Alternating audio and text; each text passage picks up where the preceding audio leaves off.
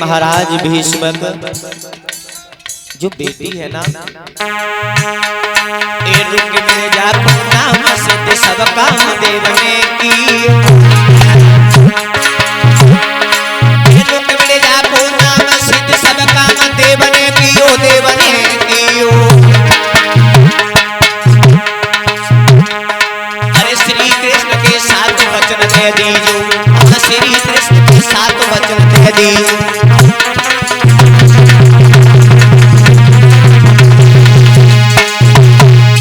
जैसे ही जवाब दिया, इस बेटी का नाम रुक्मिणी, और ये बेटी नहीं है, ये एक स्वयं देवी का रूप है, ये देवी है। और इनका विवाह जो होगा ना, तो परीक्षित महाराज द्वारकाधीश कन्हैया के साथ में बताया। और जैसे ही भगवान योगी राज कृष्ण कन्हैया का नाम सुनाए है, तो वैसे ही महाराज गद्दी से उछल गए। और जैसे ही महाराज गद्दी से उछले, जवाब दिया, नारद मेरे आंगन में द्वारकाधीश भगवान कन्हैया दूल्हा बन के आएंगे। जवाब दिया, हाँ। अब क्या हुआ? अरे कुसब कसी छाई तन में,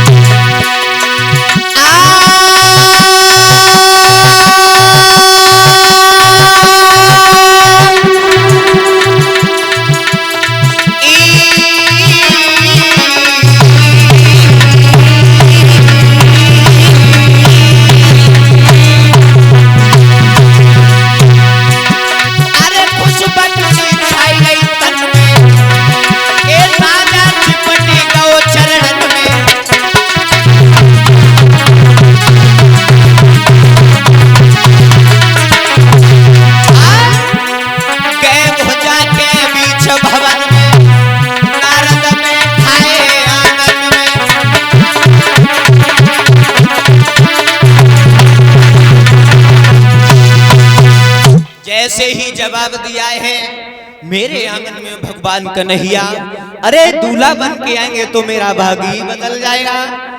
जवाब दिया है, तुम्हारे आंगन में भगवान कन्हैया आएंगे द्वारकाधीश।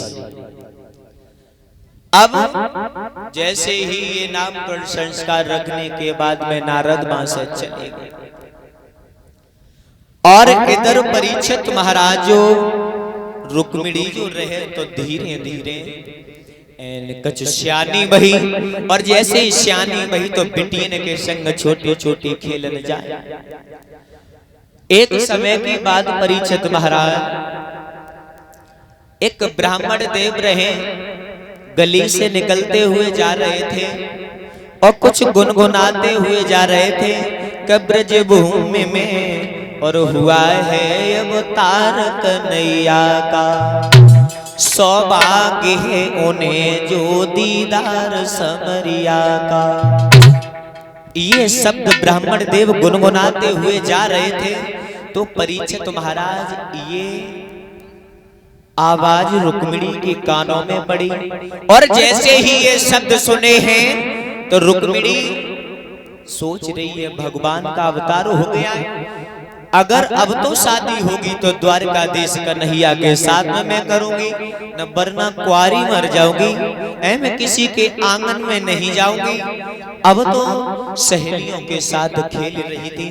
तो एक समय की बात है, दो चार जब सहेलियां इकट्ठी हो जाती परीक्षित महाराज, तो कष्ट ये हुए की बातें चलती हैं।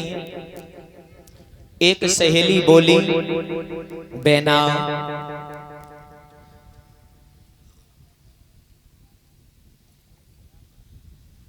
जब मेरा भैया मेरे ससुराल में पहुंचा, मुझे लेने के लिए गया, तो मेरे ससुर ने मना कर दिया, पर लेकिन मेरी सास ने मुझे भेज दिया। अच्छा, हाँ। एक दूसरी सहेली खड़ी रहे, जवाब दो बहन, तेरी सास ने तुझे भेजा पर, लेकिन मैं क्या बताऊं, जब मेरे भैया मुझे लेने के लिए जब गया तो क्या हुआ? तो भैया तुम्हें क्या बताऊं, सास और ससुर ने दोनों ने मना कर दिया। दो और तुम्हारे बेका का तरह शंपू उनकी कजबू जो ही बंदी, क्यों? वे तो ऐसे ही है, ऐसे ही है। दुकानों बैठे रात बाहर बेबर सही तुम्हारी। अच्छा तो क्या करो फिर? तब तक रुक्मिणी बोली, ए लड़कियों, जे अपने घर की बातें हैं ना, जो अपने घर पे छोड़ आओ करो। हिन खेलने के लिए आते हैं या खेली खेले करो, हैं? तुम अपने घर की बातें बोल रही हो, वो अपने घर की बातें। एक तीसरी खड़ी रहे तो परीक्षित महाराज बाने बोली की गोली मारती जवाब दिया, सुन बेना, अगर जाके ससुराली होती तो जाके ससुरे की बातें अच्छी लगती, तो एक बोली जवाब दो, सुनो। अरे जब वो बबुला का भिखारी है जो तू कुंवारी है,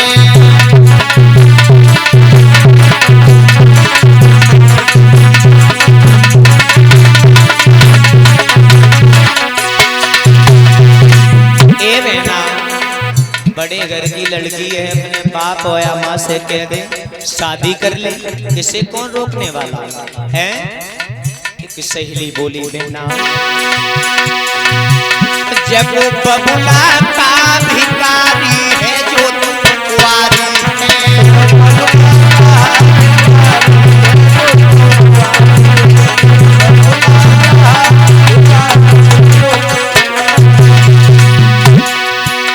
ए बाबुल से कई के शादी रचाए ले, बाबुल से कई के शादी रचाए ले, तू तो चंद्र बदन उजियारी है जो तू कुंवारी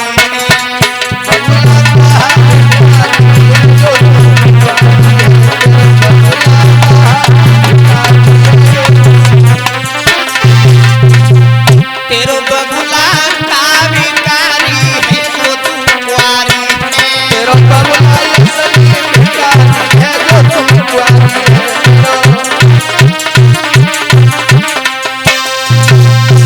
ये शब्द जैसे ही सुनाए हैं रुक्मिणी ने, रुक्मिणी को क्रोध जवाब दिया, तुम मेरी जो हंसी उड़ा रही हो और मैं आज सभी सहेलियों के सामने मैं कह रहा हूं मैं शादी करूंगी, तुम्हारे जो पति है ना, इनसे 4 गुने अच्छे ही नहीं हैं, जवाब दो शौकीन के संग तू शादी करने जा रही, जवाब दो द्वारकाधीश भगवान मैं कन्हैया के साथ में शादी करूंगी।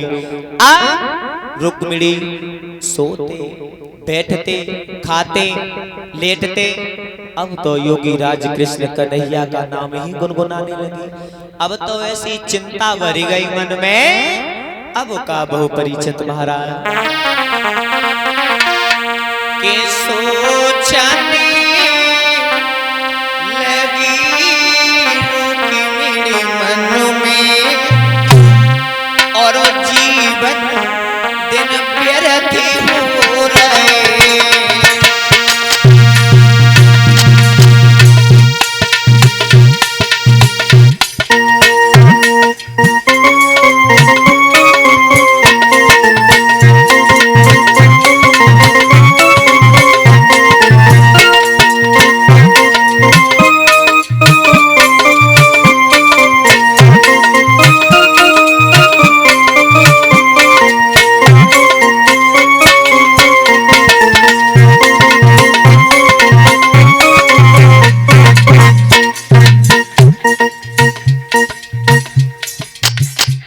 परीक्षित महाराज जैसे ही रुक्मिणी सोच रही हैं अब तो शादी करिए तो कन्हैया के साथ में करिए। अब हुआ क्या, सोचने लगी बिटिया मन में, शादी होगी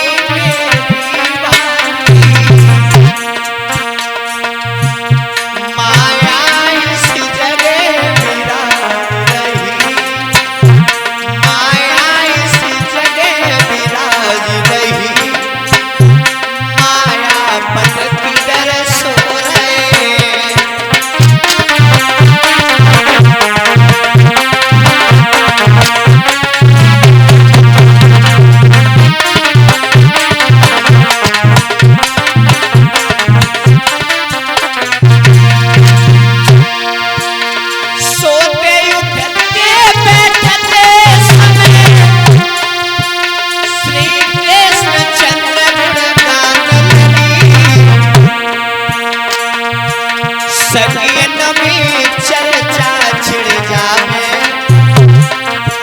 सगियन में चर्चा छिड़ जावे, तो मोहन के गीत सुनान लगे।